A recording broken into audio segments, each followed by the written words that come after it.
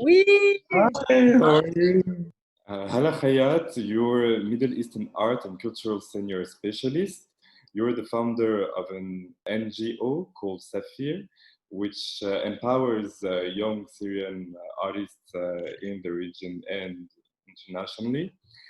But, and you're also editor of the first documented published collection of works by Fateh Mudarres for the Khair Family's Art Collection in collaboration with Christie's and I Am Gallery, a book published in 2018.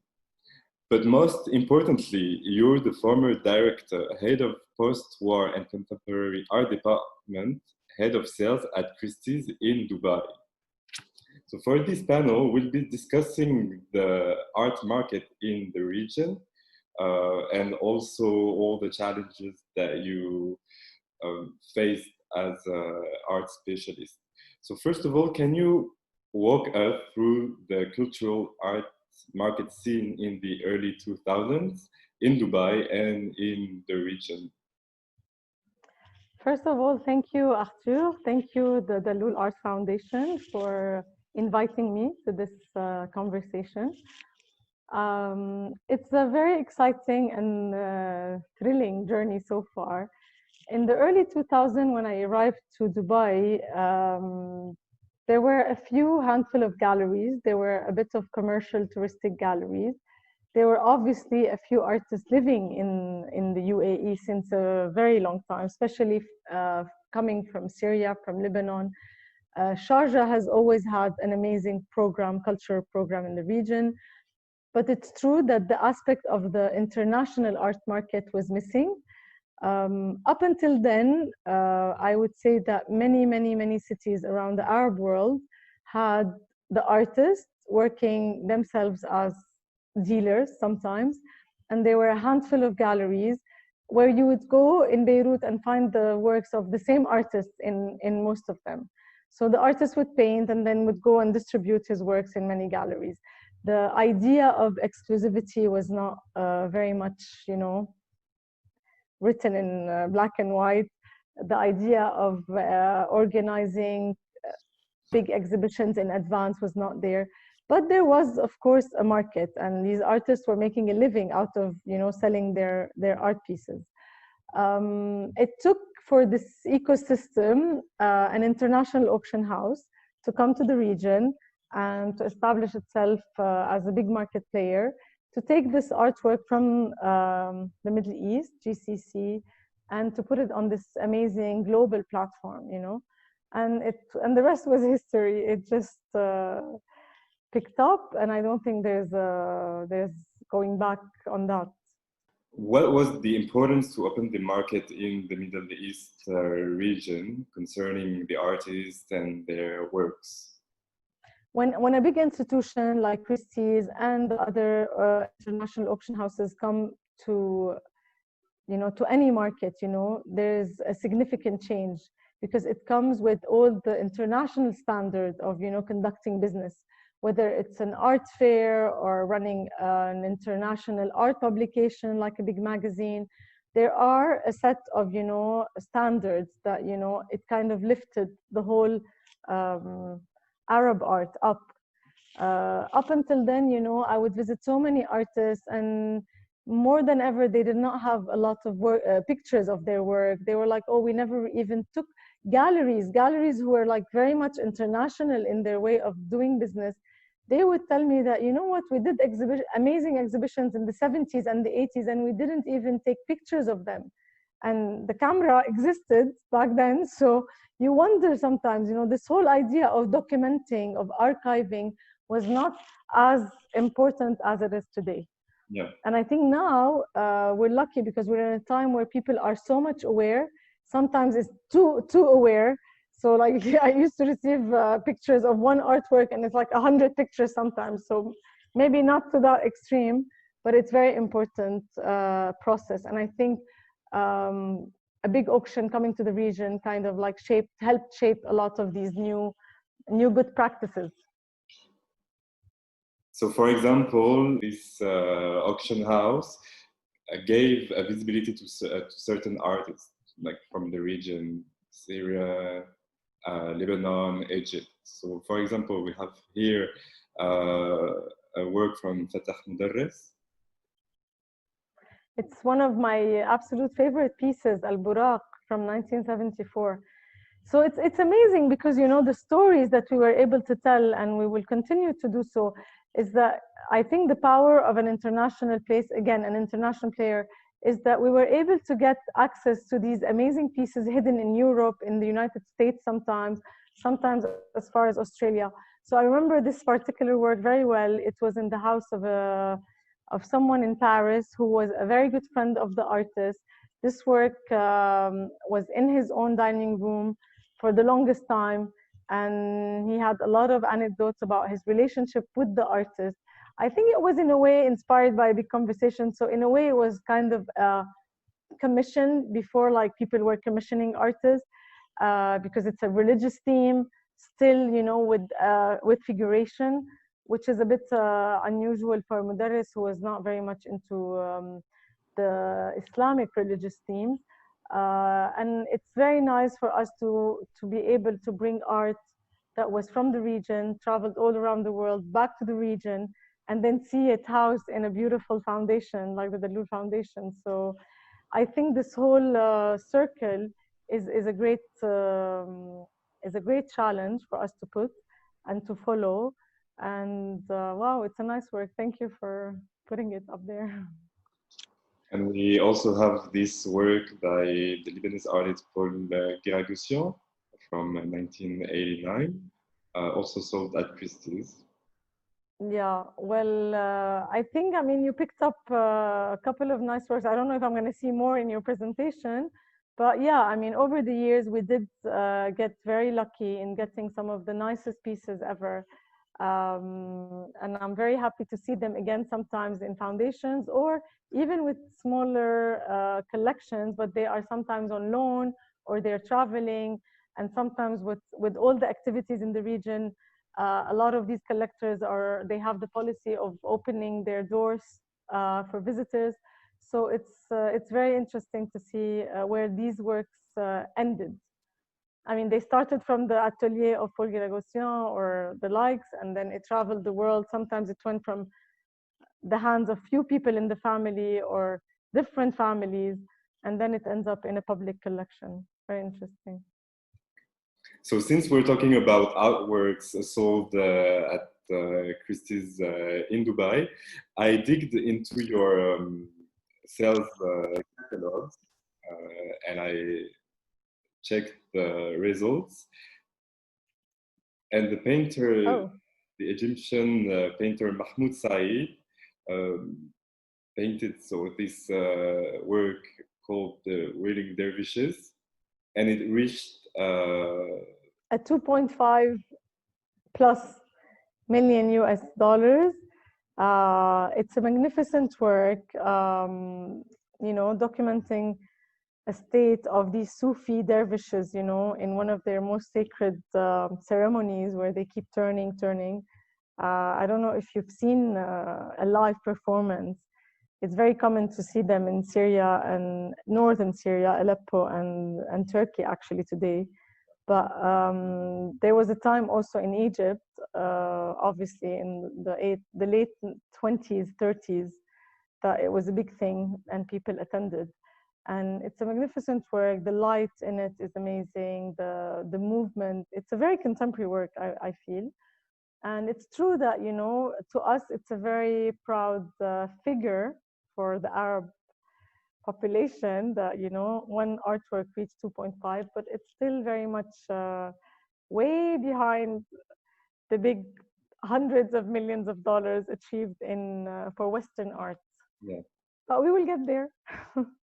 During your time at Christie's, what are the challenges that you faced concerning the research, the work on the artist, either contemporary or modern?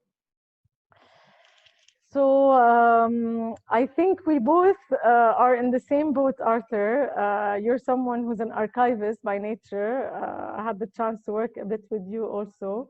So it's not about my time in one company or another. It's been my obsession I think, I don't know why, since an early age to document, to collect these stories, to collect these images.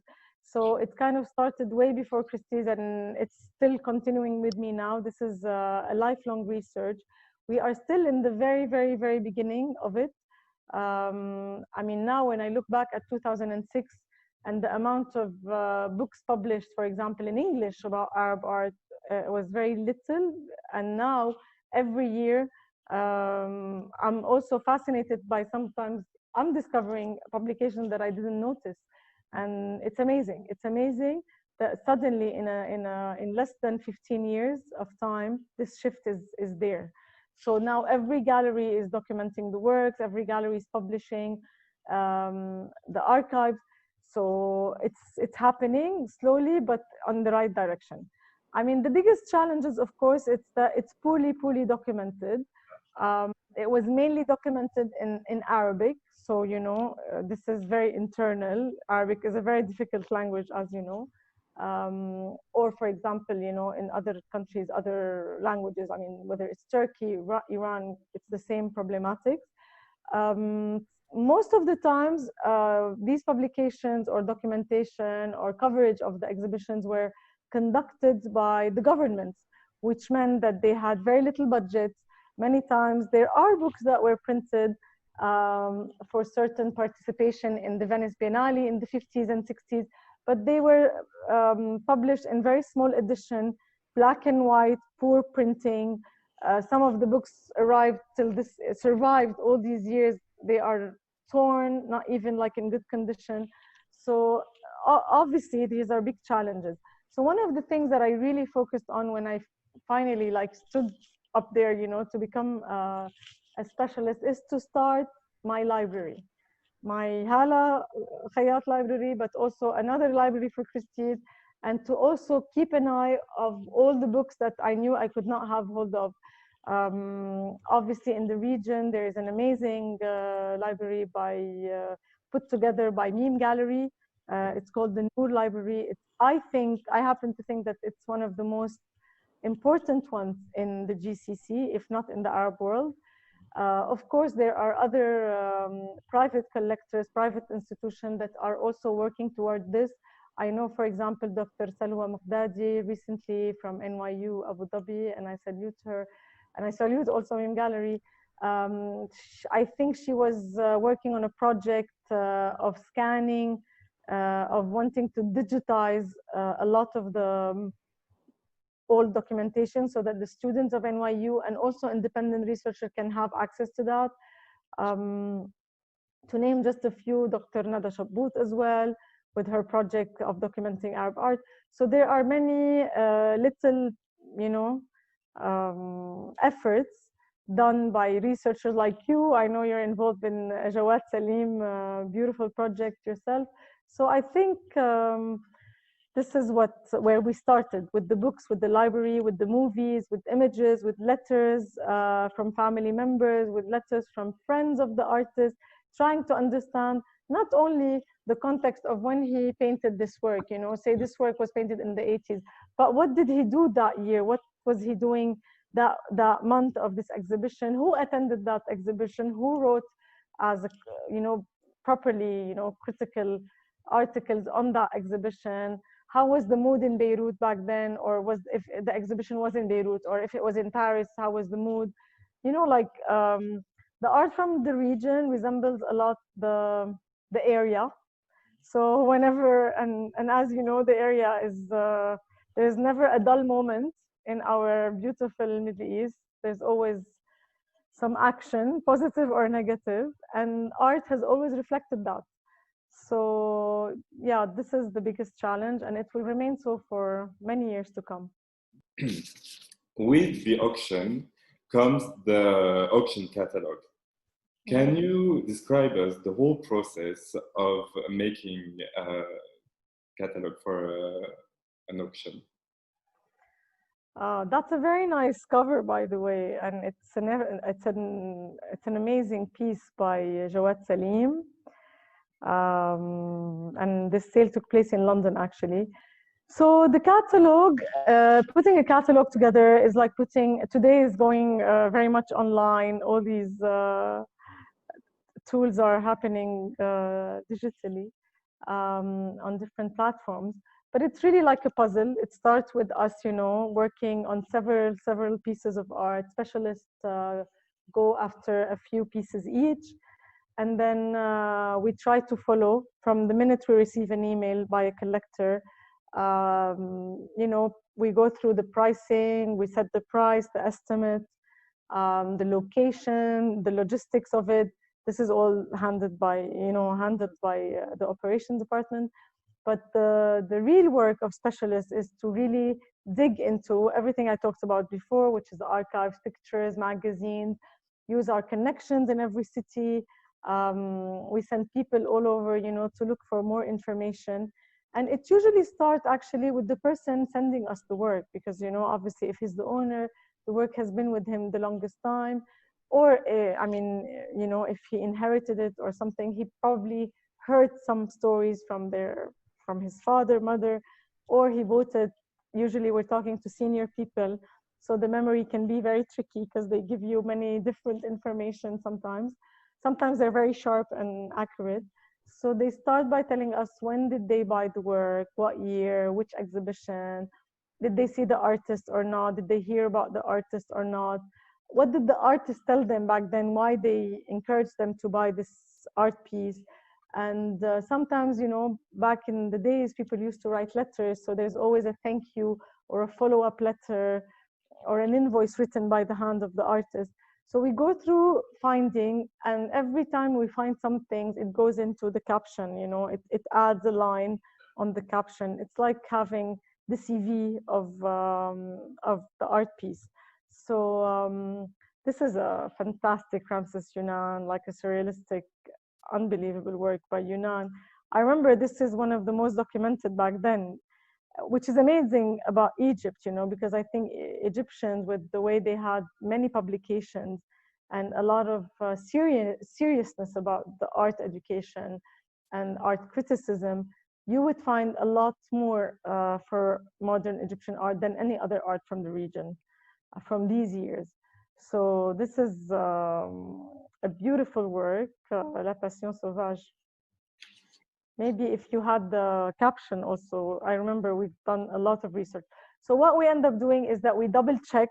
We try to get all these references in place. We have photocopies of them. We have them in place for the collectors. I'm sure you guys have the whole set in your foundation. And we take it up until, the day of the viewing. We make sure that the colors are correct, the colors illustrations are right. We check the condition, as in, was it restored, not restored? We sometimes get restorers to check the works, to stabilize it, we look at it under UV. So this whole, we look at the background, we check the frames. It's really like a big game. Yeah. And in terms of access to archives, for example, we have this illustration of the work in the daily newspaper Al-Ahram. Al-Ahram. How do you get these archives? Through family? Well, to be very honest, I don't know about this particular one, but I can read here that it's courtesy of Art Talks Egypt. And again, I salute Madame Fatin Mustafa, who's a great person, also very much involved in this world of finding information. So yeah, honestly, it's like going through as much as information as possible. Again, I have to emphasize on the idea that before 2006, the publication were much less. And now, since, Christie's helped and was instrumental in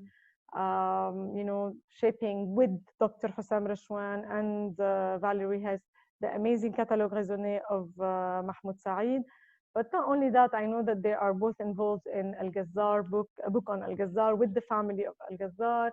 Another book that is in the making is the Emmi Azar book of modern Egyptian art. But they're not only translating the book, they're actually adding to it so many pictures from the archives, from the National Archives of Egypt, and going into the museums, getting permissions to see collections that no one has seen since the revolution days sometimes.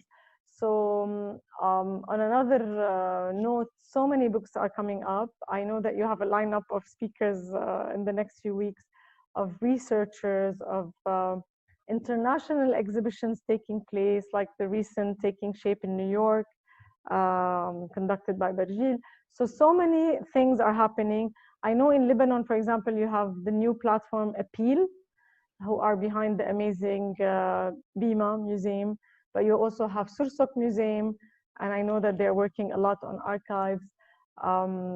Iraq and Syria share a small fate of, recent war, which is, so they're still not completely out of it.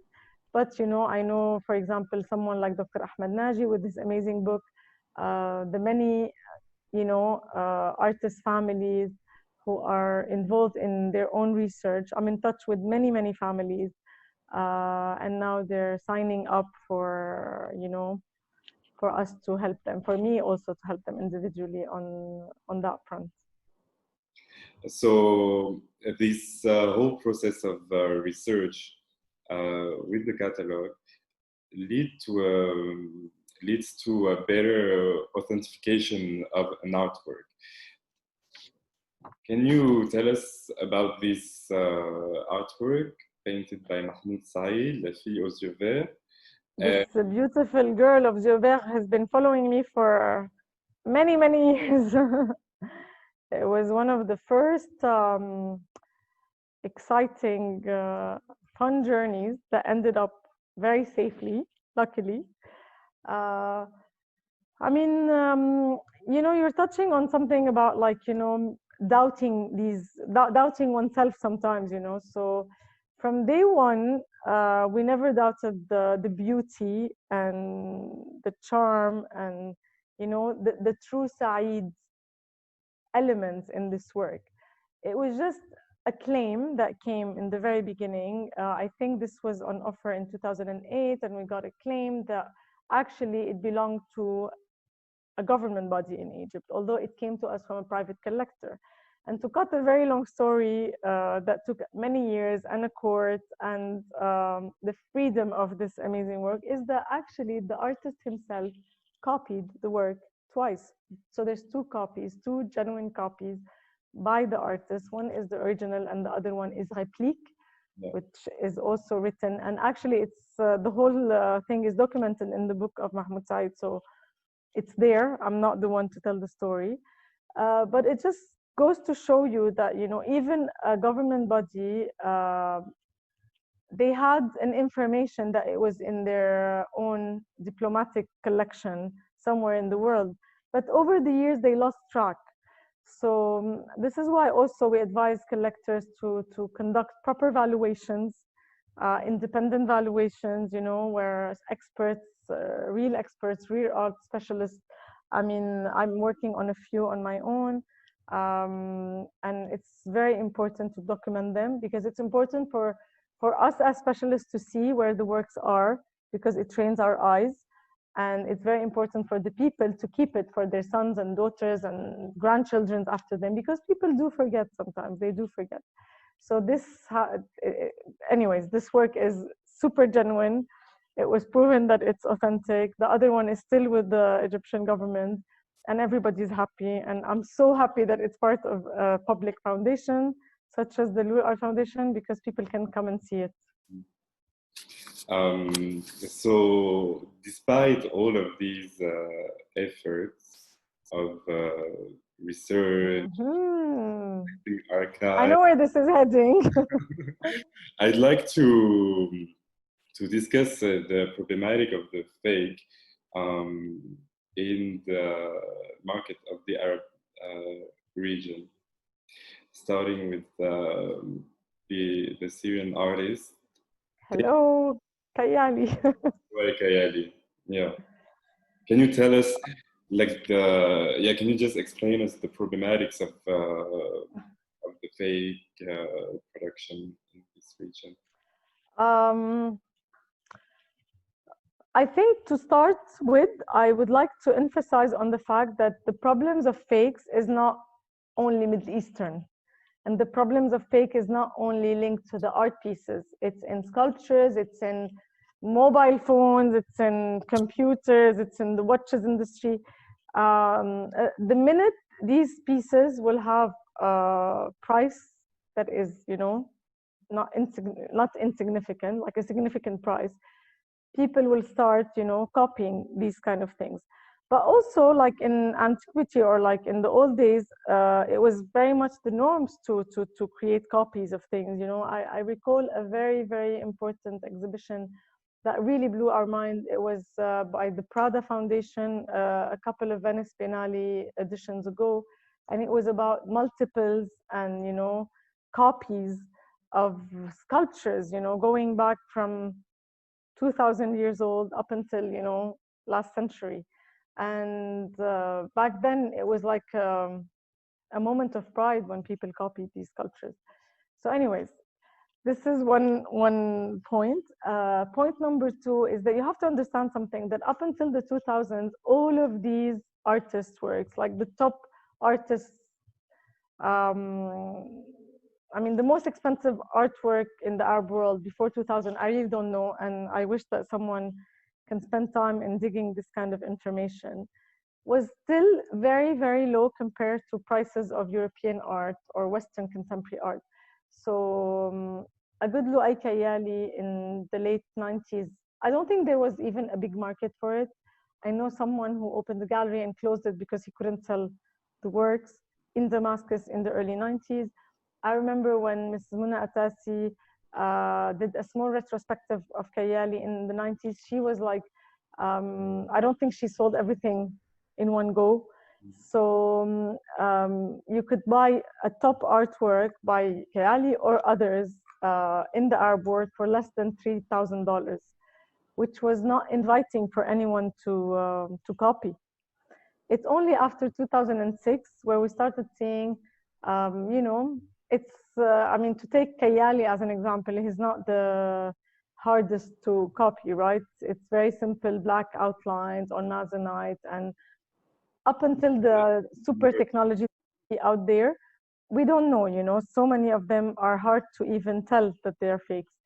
I don't believe, like many people who like to spread big rumors in the market, that there are so many fakes. There aren't so many fakes. And I think there was just a period of 1 year or 2 years where there was some coming out of, you know, like Syria, Lebanon, maybe. And now I think it's kind of, if not stopped, it's got reduced tremendously. It's not like we receive tens of emails per week, you know. We get one Kayali every few months, and that's the truth. And speaking about this, as you and many other people know, I've been involved in a big research on this artist that was on and off because I was very much busy working and also being a mom and juggling many things. I am back to work on this amazing project. It's not going to be a catalogue raisonné. It is going to be a monograph. So I can decide and choose to put only the golden pieces, in my head I'm calling them the golden ones, those that were traced during the life of Kayali, those that I was able to see and to track down to his atelier. And at least it's something until technology is out there to prove the fate of the other works, the doubtful works. Mm. And this story is not very much only linked to Kayali. There are so many names that people keep coming and focusing on. And I think what's sad is that they keep focusing on the negative instead of focusing on more than 5,000 art pieces sold within Christie, Sotheby's, Bonhams, Phillips, you know, in Beirut with, you know, the local auction houses, and I salute them all, in Morocco, in Egypt, with the independent art dealers. I think there's a great story of Middle Eastern art that we should celebrate. We should keep focusing on that one, on the amazing platform that the Dalloul Art Foundation put out there on, you know, the your website, which came out during the quarantine time, and it was amazing to look at. So I think there's still a lot to be done, but we have to celebrate what's out there. Yeah. Can you just say about Iraq and Syria? Like, why is this so, like, why the problematic of the fake is Yeah. the internal context of the region. Yeah, I think Iraqi story is starting to get better now, which is almost, 20 years after the beginning of their 2003 war. When we started in 2006, I mean, you have to understand it was only 3 years after a very big war, which caused of the looting of so many art pieces from the museums. Iraqis were all over the world, and a lot of the pieces were now in collections. People started claiming that some works were stolen, some works were never paid for, and so on. And again, this is not only linked to Iraq. In this context, it's linked to Iraq, but many countries around the world share similar fates about their art pieces. So it was very difficult for us sometimes to pin down the artist families. Sometimes in the same family, you had many siblings, and each one of them was in a country. And even to get a piece of, information, you'd reach the sister in Sweden, and she'd tell you, yeah, the images are with my brother in Amman. And the brother says, no, they were actually packed with my mom, and she's in, like England, and so on. So it was very difficult. But again, with the efforts, the good effort, the good intention of many people in the market, we kind of came to a list of scholars, a list of people in the know, like top artists, top scholars, top sons and daughters of artists, where we started seeking their advice, and we share with them all, images. And it's only when 100%, so each one of them agrees that the work is, what it is, we go ahead and sell it. And I think now, with people settling into their other places, we're seeing more of the archives coming on board. Yeah. And concerning your research on Dubai Kayali, can you give us a few details about your process? My methodology. So basically, it just started. Prior to me working with Christie's, I've been really very much interested in gathering images and information about this artist, and also Fateh Mudarris, just because they're the most important two modernist artists from Syria. I mean, obviously they're not the only ones. So there's Hamad and Nazir Nab'a and Shora and the likes. But truth is that Kayali is very much loved, admired by many people. And I grew up seeing his pictures in the salons of many people we knew in Damascus. I've seen that exhibition conducted by Atasi, put together by Atasi in the 90s. So it's an artist I was familiar with. And through my work in the auction house, I started receiving many of the images. So it kind of grew as a small research folder. I actually have one for every artist you can name. So it's not only Kayali. But just because I felt that if I'm the Syrian didn't go up there and worked on it, no one else was going to. Again, many members of his own family are also working towards archiving, and hopefully we will put all our efforts together before this book can see the light. I visited, I don't know, more than 150, 200 families in Aleppo, Turkey, Aleppo prior to the war. I didn't go since. Damascus, I never stopped going. Beirut, Paris, even I've seen Kayali's in LA, California. So his work is everywhere. I managed to photograph these pieces whenever I could, and hopefully we'll host another Zoom, and it will be the launch of the book. The book, yeah. So now, like a new chapter of your career, can you tell us what are your next challenges now as Middle Eastern art and cultural senior specialist?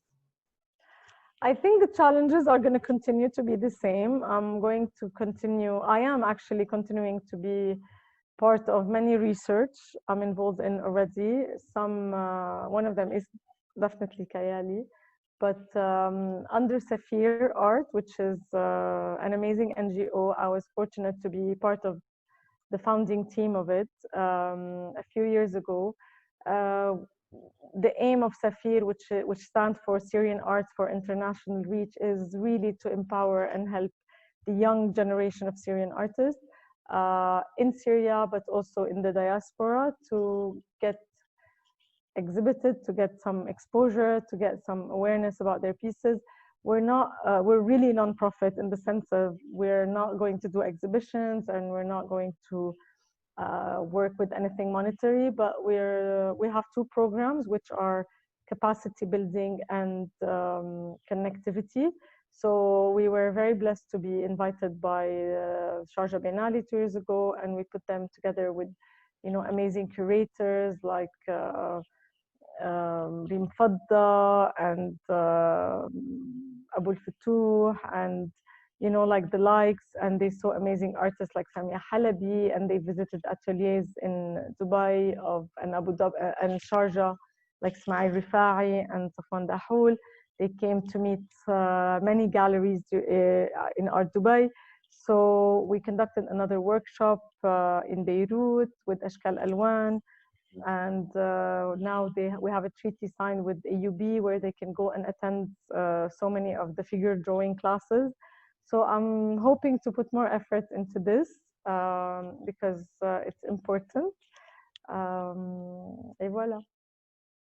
Thank you so much, Hala, for joining this panel. It was a real pleasure to hear. No, thank you. And I wish you personally all the best in your own research and under the amazing umbrella of the Dalloul family and the Dalloul Art Foundation.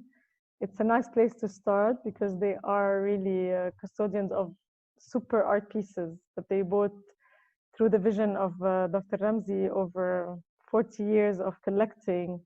I know that he started with an amazing collection of Palestinian art, and then it grew to, you know, pan-Arab and to contemporary. And I think it's very important for collectors to be doing what he's doing. And only very few did it. So, bravo. Thank you, Hala. Thank you. Bye.